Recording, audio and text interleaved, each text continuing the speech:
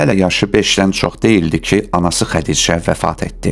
Bundan sonra bu çətin yolda atası ilə yol yoldaşı oldu və atası ilə birlikdə Mədinəyə köç etdi. Gənc idi. Ühud və Xəndək kimi döyüşlərdə belə Peyğəmbərdən ayrı düşmədi.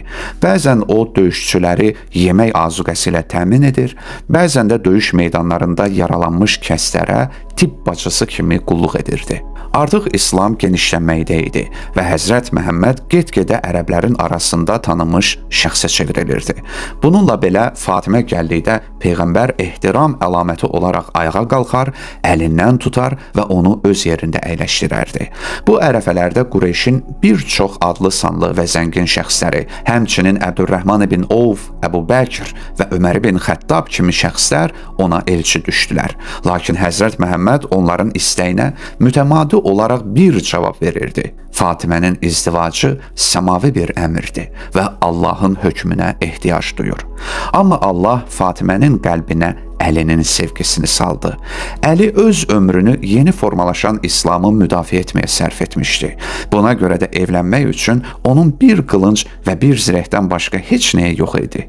Elə həmin zireh Fatimənin mehriyəsi və onların müştərək həyatının başlanğıcı oldu. Həsən, Hüseyn, Zeynəb və Ümmü Gülsüm onların 9 illik ailə həyatının səmərəsi oldu. Əlinin eşq dolu şeirləri və Fatimənin eşqini tərifləyən sözləri o dövrün cəmiyyəti üçün bənzəri olmayan bir nümunə idi və onların birgə həyatından qalan rəvayətlər tarixdəki eşq dastanlarından az deyil.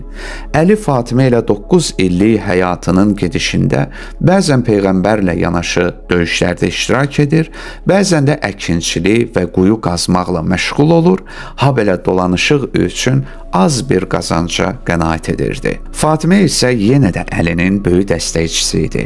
O evdə buğda üyüdüb un hazırlayır, ip əyirirdi ki, hər nə qədər az olsa da həmin gəlirlə evin dolanışığını idarə etsin.